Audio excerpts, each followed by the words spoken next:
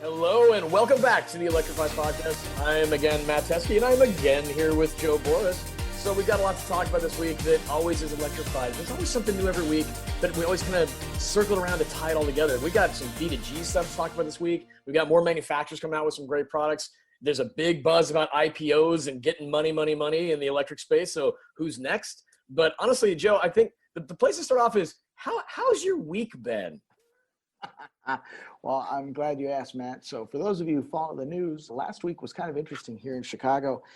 We started off the morning on Monday with some interesting riot through the city. So if you own a Walgreens or a Best Buy, that got hit. They closed off a good number of streets in the city. And by the afternoon, about 4 p.m., we had 100-mile-an-hour hurricane force winds that put 2 trees into my house and took out power for my entire neighborhood. Yeah. Well then. So how was this week? Too soon to tell, buddy. Too soon Really? to tell. But now the thing that was really interesting there was, we didn't have power. There was a whole lot of people in my neighborhood that didn't have power. And not too far down from me, there was a guy with some solar panels on the roof watching TV. And so I felt like that kind of lent itself to a discussion about what Tesla's doing now, where they have kind of a package deal going where you can get that solar, the Tesla solar roof shingles with a Powerwall installation in your garage. And that can charge your car, charge your refrigerator, keep you from having to throw out hundreds of dollars worth of food like I did last week. And that seems to be something that's right up your alley to talk about.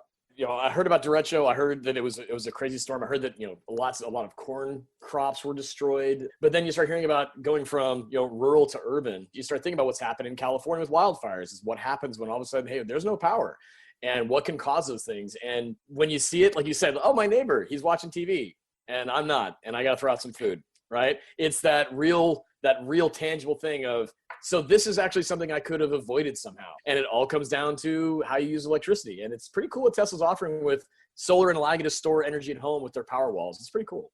And I think the other part of that is, we talk about this a lot whenever we talk about ChargeWay, is the idea of owning your fuel. And Yep. we look at things like electricity, and we look at the electricity that's in our house. And that's owned by, depending on where you are, it's owned by ComEd, it's owned by FPL, whoever it is. It's not owned by you. But if it's your solar panel and it's feeding into your battery, that's your energy. You can do what you want with it. And that's, to me, that kind of all plays back into the same thing, where you're taking control of the fuel that you use, not only for your car. We talk about electric cars a lot here because we're both car guys, but, we can electrify our homes in the sense because they're already electric. Right. But we don't even think, yeah. But we don't think of it that way, honestly. We kind of go, oh yeah, it's just this thing in the background and we just rely on it, but we're always paying every month for it. But this idea that you can be, the master of your own destiny and say, actually, no, I generate that power from my roof. I store it in my garage. And at the same time, I fill up my car the same way. It really is something that I think in Tesla, because of their product line, they've done a very good job of making it very easy to understand how you can control and manage all of it. Even the interface of how you look at what your Powerwall and your solar panels are doing inside of your mobile device, it's right there next to what's going on with your car.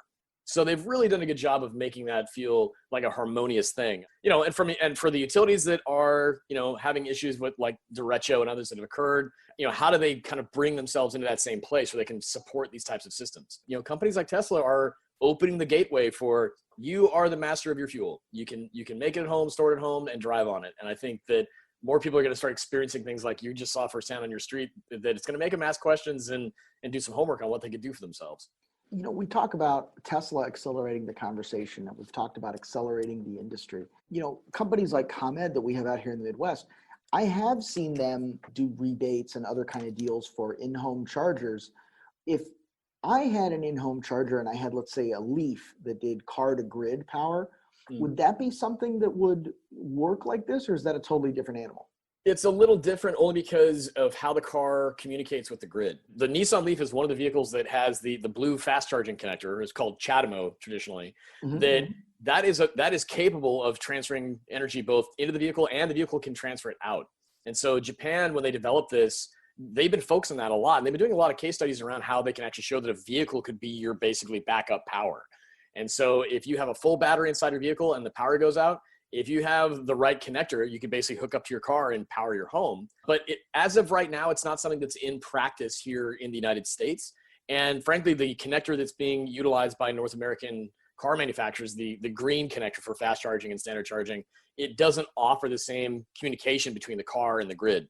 Nissan was really ahead of their time thinking of it that way, but now they're kind of walking away from their connector type forward in North America. So it may turn into something like Tesla's Powerwall being the first step in what people might use for that type of option.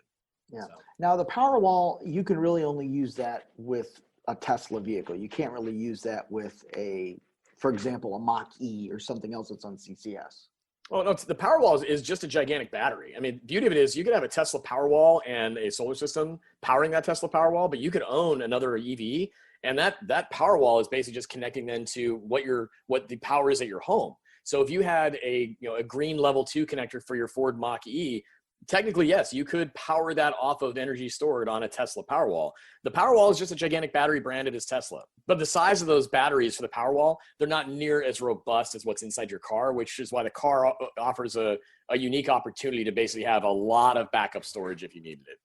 Understood. Yeah, and obviously you don't even think about this, but it takes a lot of energy to move a 3,000 or 4,000 pound car. It doesn't probably take that much energy to fire up a Wi-Fi router.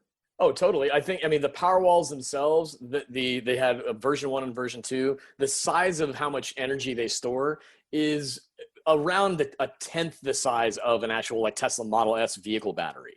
So to your point, like how much energy it takes to run like a lamp or your TV or your computer or your router, it's very, very, very tiny compared to moving, like you said, a vehicle. So. Yeah.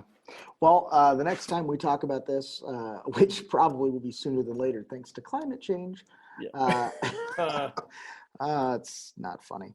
But hopefully by then I'll have a new roof, and the new roof will be generating power, and I'll, I just you got to send me photos of this. I just don't want to buy a Tesla. Well, again, that's the thing of it. That's what it comes down to. I'm waiting for my Polestar. I don't want the Tesla. Hey man, that's a good way to look at it. And Tesla, again, they're saying, well, we provide more than just cars. We're more of a power and energy company too, and that's cool. But brands like Polestar that have great EVs can tap into the same producing fuel at home technology that Tesla has. So that's cool. I think that's a great point. It's also a good segue. I mean, people are starting to get those Polestar 2s, which we've talked about the Polestar 2 before when it was first getting crash tested, I think on like the first episode. But those are now, some of the early production models are getting out into the hands of journalists, and they should be reaching dealers soon. People are really excited about this car, man. I mean, the thing seems to be everything that says on the tin. It's performance oriented. It handles well. It corners well. The torque vectoring works. From all accounts, it's supposed to be a real competitor. I think the Polestar 2 is going to be a great competitor to just not only just to the EV space, but it's just a damn good car. I mean, if you really just get down to what it is, and for the articles I've read of those who've driven it, they commented on what you just said, which is it's got the heart and soul of what a Volvo has been, but it's that elevated performance element. You're looking at other elements like fit and finish, what it feels like to be inside the vehicle. It's got that minimalistic but super high-end refined interior that I think people have come to know from brands like Volvo. It really does boil down to what does it offer for just functionality too. It's got over 200 miles of range. It's got fast charging using the green fast charging standard. So you got a lot of fast charging options outside of, if you're not charging at home. The only thing I've heard of yet is how the inside of the car looks and works. They're using the Android Automotive operating system that most of the people that drove it said, this is really good for any other operating system they've seen inside of a car for just how, the screen and interface works. They're like, God, this is a sleek car. Yeah, and I've actually, I've had a little bit of exposure to that firsthand. I was always a fan of the Volvo Sensus system, which is what they called their in-house navigation, and I was kind of involved in the very early days of that. So for me, it was very intuitive, but I don't think it was actually intuitive for anyone else. The thing that I like the best part of it is the maps and the live traffic. Yeah. When I was using it, it would tell me, go this way, go that way. And I think, man, this is not the right way home. And it's like, this way will save you 8 minutes. And like Waze does that to an extent. I mean, I know that that's how it advertises, and there's a lot of apps that do that, but I've never really found it to be that good when it's been in a car, like whether it's been, Honda's traffic app or anything like that. Right. Even Volvo's existing traffic app was always like, you would get to the traffic jam, and then about 2 minutes later, it would tell you you're experiencing traffic. Like, you are in traffic. Yeah, thanks. Thanks for the reminder. Yeah, this really works, and it works just the way Google Maps works. So like if you know how to use your Android phone, you already know how to use it. very similar to the way CarPlay works. Like if you're real good at the iPhone, you know how to use it, but you don't have to connect a phone to it. And I think it's going to be it's going to be pretty slick.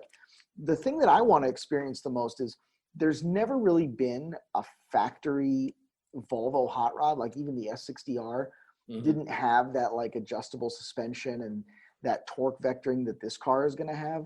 So I really kind of can't wait to get my hands on it. You know, I don't want to sound too overly biased, but I'm excited about it.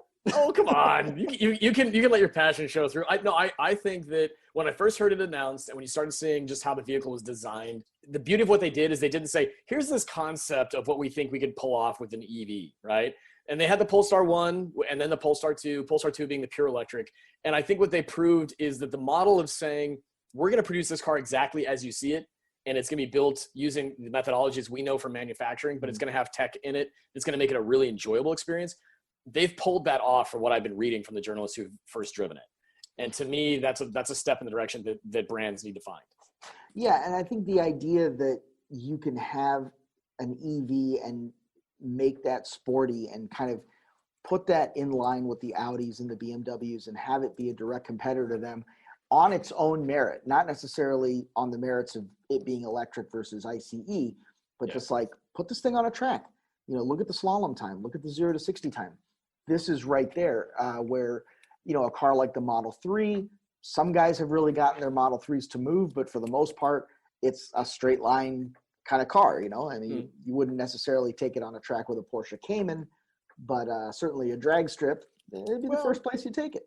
There's some people tracking their 3s and proving that they've gotten some good, again, you have to have the right driver as well, but the platform's proving to be good both in a straight line and not on a straight line. So I think that, you know, brands that have a heritage in performance, that know how to, like our platforms from Volvo and what they know how to do with that heritage is going to find its way into these platforms like Polestar. But Polestar by nature is meant to be a more performance oriented vehicle. The only critiques I've heard this far from any of the things I've read is that, you know, it's got maybe a little bit of a smaller backseat than some might have anticipated or wanted. And even the battery architecture for how it was built out and designed in the bottom of the vehicle, it still utilized some framing from platforms that exist within Volvo. So it's not exactly like that skateboard feel that Tesla has, but it's still well designed and built all around as a full package. So that, to me, if those are the only things people are coming up with are, the headroom in the back's a little bit tight for me because I'm tall, or the battery isn't laid out the way that I might like. I mean, the drivers who buy these things are going to say, that's nice that you cared about that, but I'm shorter than you, and I'm not going to get under this thing to see how it works, you know? I feel like that was a dig, but I'm not going to take that personally. I'm not going to take that bait. I'm not going to take the bait, man. it was just hanging there. I mean, it was like a trolley gummy worm, like a sour gummy worm, just reeling it in. I'm like, come on, Joe, just take it. You know you want it. You know you fit in the back seat, Joe. You know it's fine. Again, you haven't driven one yet. I haven't driven one yet. But again, all that's been said this far, this thing's badass. But I will say this: I have driven other cars built on that CMA platform. I've driven the plug-in hybrid versions, and those cars have been incredibly, stiff in terms of the NVH. That's been very good. The ride and handling have been very good. I can't say it any other way. I'm just excited, Yeah. Well, and the thing that's gonna be interesting too is how they're releasing the vehicle and how they're selling it too. Is it's only gonna be hitting certain markets early. To get into a Polestar is not gonna be like just walking into a Volvo dealer. They've got a little bit of a different approach to it. I'll be excited when I see the first one that I encounter in the wild. But they're gonna just keep growing that out. But I'm just that's when I'll see it. You'll probably see one before I will. So I plan on getting one of the first ones when I go get it in New York. So yeah, it's gonna be a thing. Now. What's one thing that I will say about this is, when that car was first announced with, I think it was 225 miles of range, that seemed like a lot. But like now, in this last week, one of the things that happened is Lucid came out with a 517 mile rating on their car. And like now 200 miles doesn't really seem like that much. Yeah. Lucid's announcement, it's awesome to see an electric vehicle that can go over 500 miles on a charge that isn't, some outlandish idea of like, this is purely concepts. Like, no, the Lucid Air is going to be on the road and in production here soon. And frankly, they've got the pedigree of the people building that platform at Lucid. They come from Tesla. They've got some great background from the engineering side, but they went for broke. I mean, the fact that the Model S is 402, 403 for max charge right now. And Even their animated GIF they had of how many miles is this thing going to have? And it ticked up past 400 and then just kind of really kept going. I kept thinking, what are they about to announce? As if you can say to someone this car goes over 500 miles on a charge, it changes the perception by average people for sure. I think that the way they went about doing it is just that they added a little bit more battery. So from an efficiency perspective, it's not like they took a battery the same size as what Model 3 or Model S has. They did add more physical battery and kilowatt hours, if you will, to the vehicle itself, which allowed them to get this extra range. But nevertheless, it's a big vehicle, and it sounds like it's going to be really efficient for how much energy it is getting. Yeah. Now, the question that came to me when I saw this, I am reminded of, the early 2000s when the German car makers, specifically BMW and Mercedes-Benz, and to a lesser extent Audi, really got into something of a horsepower war. Yeah. Where you started getting the V12 and then the twin turbo V12 and then the bored out twin turbo V12. And to the point where, these cars are, incredibly well engineered. I don't think you'll find anyone who will tell you a Mercedes S65 AMG is not a hell of a car. But when you really can't use any of it because a quarter throttle will light up the rear tires and melt the rubber, how usable is it? Are we getting to a point now where, maybe horsepower war isn't the right word, but maybe a range war? Oh, I think it's a great way to put it. And again, at the end of the day, it's, bragging rights. But it's also getting customers to see your product as somehow being, quote, better. If you can say the vehicle goes at for a longer distance in a way that's really surpassing, like you said, Polestar, 250 miles of range, we were all kind of like, okay, that's pretty good. But now we're talking about this other vehicle that basically doubles that. You're also going to be doubling or tripling the price if you're going to get into that vehicle that doubles that rate. What type of buyer is going to want to go for that type of element? I think that I had someone on LinkedIn mentioned when I posted some information about this announcement, I said, this is awesome. This is going to get people talking. But a lot of people that know the industry well said, to be honest, I still think that 300 is enough if you have it combined with really usable fast charging. At that point in time, you're going to probably want to get out and stretch your legs after 4 or 5 hours of driving.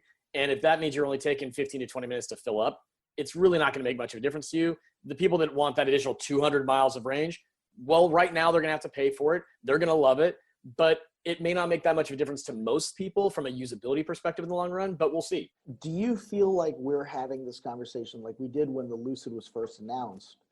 Do you feel like we're having this conversation like poor people who don't understand the buyer? Because no, that's a real question, because I kind of feel like whoever's going to buy this thing is, I think a good percentage of them are going to be driven in it, not driving it. Oh yeah. No, I think it's a good point. Maybe this isn't so much about the 500-mile range in terms of, can I commute in this thing? Can I go get the groceries? This is, can I go upstairs to work and my driver sit downstairs, and when I'm ready to go, he's ready to go, and I don't have to worry about him being plugged in somewhere. I think that's a big part of it. To your point about the clientele that there's going to be shopping for this product. I've talked to some of the team at Lucid, and they know exactly who they think they're going to bring in first for this type of product. They're going to be affluent, and they're going to have expectations of a product that's going to be convenient and also provide them a little bit of kind of cachet. This is that. It's not like you're buying this to go on a road trip for yourself. This is more of a luxury sled. This thing has some niceties to it that most people will never dream of for a car that they might get into. They're leveraging that concept around who they know is going to be their first customers. So to your point, yeah, we're not talking about the same people that think about how to use this product the same way. But it's still going to be a feather in their cap of saying, but our car goes over 500 miles on a charge. I think that's fair. I have a hard time understanding who the buyer for this is, other than like, I guess maybe George Clooney and Ed Begley Jr. Like, I don't know. George Clooney for sure. Ed Begley Jr. maybe. I mean, I think he can afford it. Well, I'm sure he can afford it. I'm more so like, I mean, he's OG electric vehicle. Like, yeah, he's. Oh, yeah, he is like 12-volt battery stacked all the way up to the sky in the Geo Metro. I mean, and I say that with love, man. The guy is awesome. Transylvania 65000, right? Well, no, he's one of the originals. He's one of the people that's been beating the EV drum forever. I mean, as Rawlinson, the CEO of Lucid, has stated, in their mind, they weren't competing with Tesla. No. They were competing with the highest end luxury vehicles that people that are buying in that price range have ever bought. Yeah, so. It's and I like what you're saying. It's definitely a bragging right kind of thing. Kind of a side note, has Lucid had an IPO yet? Oddly enough, no. It seems like it's almost like, it's like, why? Everybody else is. Join the party. They've got some they've got some great backing though. The funding they did receive is again from Saudi royals, I believe. And or so Qatari, or they're from where there's money, but where there is money, yes. Where there's money, but again, the backing they received, I think to the credit, they have really taken a kind of a flying under the radar type approach. I really appreciate how they've done what they're doing because they have been very focused. Not to pick on anybody who likes to sue people, but they are not trying to sell drawings and fire festivals. They're trying to sell something real. To their credit, they're avoiding the IPO thing. They're building cars and they're trying to make money by selling cars. What a novel idea. There is a company that's being called a Chinese Tesla rival. I mean, that's how they're presenting themselves, called XPeng. Now, this is the part that I missed. Somehow these guys have delivered 7,000 cars in the first half of the year. I had no idea. Yeah, I knew that they existed. I didn't realize they were delivering product to the tune of thousands of vehicles. That now, granted, in China, the EV world in China is just immensely different than what's happening in North America and Europe. Yes. There are so many companies that have been startups, and there are ones that have actually produced product ranging from, obviously there's NIO, BYD. So there's a lot happening in that ecosystem that we just don't really have firsthand experience with. Didn't shock me, but because I had only heard of them and did not hear they were actually delivering product, I was like, well, okay, but what's the stats on this SUV? Do we even know? Somebody knows. We don't know. I'm much more interested in the fact that they already have $900 million and they're targeting like another $100 million from the IPO. Is it only 100 million? I'm assuming they're going for bigger, like another comma in there somewhere, right? Don't think so. I think the IPO that they're putting out there is not a large percentage of stock. I don't think it's going to hurt their valuation. That's interesting. Well, and again, the whole thing is weird. Yeah, well, and that's part of it too, is who's behind these companies, who's investing in these companies, and what is the play here? We have to ask the honest question: is the special sauce around electric cars we've discussed in the past is truly the battery architecture? If there's something truly unique in and around what they've done with that, then it becomes a very unique brand and product to be investing into. If really it's not that, then it's more like coach building. Yeah, I think it is more like coach building. If you wanted to say that, I mean, that's sort of like saying the special sauce behind PlayStation versus the Xbox is the controller. I mean, it's really the content. It's the experience, right? Well, true. Yeah, I think that having a smaller IPO kind of makes sense. We are looking at what some people are calling an EV bubble, right? Yeah. Again, it's such a small chunk of what they already have. It's like a dipping the toe in the water type opportunity. There's a lot happening in the space of what's going on with money. I mean, the article came out about ChargeWay through Bloomberg. We saw that on Google searches that the second highest Google search about ChargeWay was ChargeWay stock. And I was like, whoa, wait, what the heck? But again, everybody is clamoring to find what arguably feels like that next big thing in EV. Today alone, Tesla stock reached $1,900 a share. And they're looking to split 5 times. Yeah. And so everybody's in that ballpark of who's the next one that could get us to that level of, making the money. Well, how come you're not issuing an IPO and, bathing us in Lucid Airs? Well, I mean, I still feel like it's like pseudo stealth mode, right? You know who I am. That's what you want in an app. You want it to fly under the radar. You don't know what I'm doing. It's like, do not pay attention to what's going on behind the curtain. Or in front of it. Well, in front of it for sure, because I got to tell you, you bought front row seats to this show, and that's a bad wig. There's a bad song. Yeah. Fair enough, man. Fair enough. Well, I want to ask you a question about ChargeWay, actually, because we have been talking more about it, not only since the Bloomberg article, but since you and I have started doing this podcast. If you had a bike, like an e-bike, is ChargeWay something that has a use for you, or do those things not really do fast charging? Really, it does depend on the bike. There's various motorcycle brands like Zero and Harley that are utilizing the same connector types as the vehicles. So if it falls into the realm of using the same connector type, then it does align with what ChargeWay's provided for how you use the vehicle. If it's a smaller type of e-bike, such as, there's that new one from Ducati it's like a fold-out kind of bike, I think. Yeah, they came out with a couple of these things, and to me, it was really weird because Ducati's first electric bike was like a mountain bike kind of style bike. And it had like a 64 pound-foot motor, 50 mile an hour top speed. And it was pricey, but it was not like a commuter bike. It was definitely a toy. These things that Ducati came out with this last week, they are like folding bicycles in the sense where like the frame kind of bends in half and you can pick it up under your arm and take it onto the train, except that, you know, in a post-COVID world, nobody rides trains anymore. Right. So what the hell are you doing with this thing? I'm assuming staying in the bike lane. Staying in the bike lane, right? It's interesting. The bike world, and if you're a cycling bike or bike enthusiast, the amount of different little changes and versions of what's happening with a lot of these brands is I've only got minimal experience with e-bikes. I mean, I'll be perfectly honest. Most of which basically do not utilize, you know, connector types for vehicles. You basically either remove the battery and plug it into the wall when you're at work, or you just plug it into the wall. So, because the batteries themselves are not very big to require needing faster charging. To your point about what's happening, you know, both, you know, during COVID, as we are now, I guess we can still say we're during COVID, and what will happen post, is how's it going to change people's understanding of how they move and options they have for that they had to research during COVID.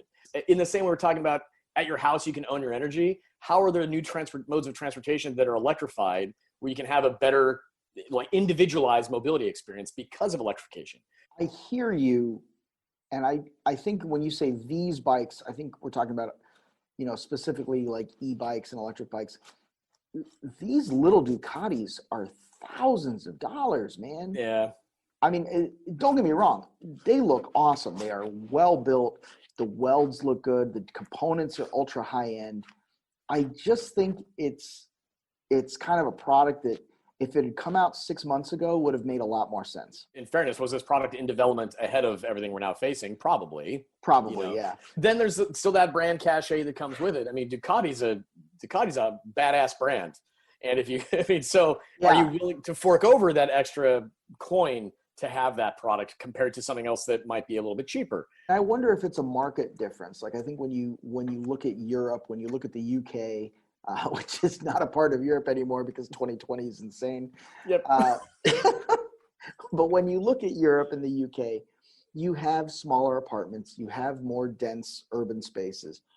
We might be looking at this with the wrong set of eyes. You know, I mean, to have something that takes up a couple of square feet in your apartment for us is probably not a big deal.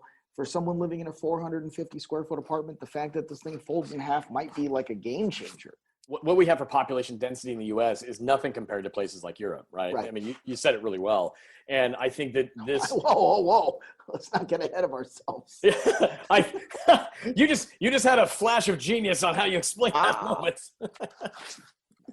No, I think that you captured it well, is the sense that we have urban sprawl by design is what defines a lot of Americana. And therefore, we are more attracted to vehicles as opposed to, you know, bicycles and e-bikes and cycling, because of just how it feels for the nature of us to have options to move and where we can go. I think that's who this is for. I mean, Ital Design was the design firm behind it, which obviously, you know, they were the guys that did the Lamborghinis, a couple of early Ferraris there in the 70s with Bertone. So I think it's a different aesthetic. I think it's a different market, but it's definitely worth looking at. And when you price these things out and they're sort of price competitive with what we've seen from Jeep, what we've seen conceptually from Harley. I don't think it's been in production yet, but Harley does have an e-bike concept out as well. I think it's going to be interesting to see how it plays out. And I really like what you're talking about, the branding. It always does come back to branding in these conversations, doesn't it? I can't believe we had a conversation about folding bicycles that involves the word sex appeal. Oh, I've been waiting. So we'll have one less thing to talk about next week, but I think that was a good show. And hopefully by then we'll have power back at the house and I won't be doing this from my 9 to 5 daily grind here in my lovely office. Oh, I thought that was at Carl's Jr. I work at Carl's Jr. All right. Play the outro music, boys. That's it. That's a wrap for this episode of the Electrify Podcast. Be sure to find out more information about Electrify Expo on Facebook, Instagram, Twitter, and LinkedIn to get information on all things e-mobility. We'll see you next week.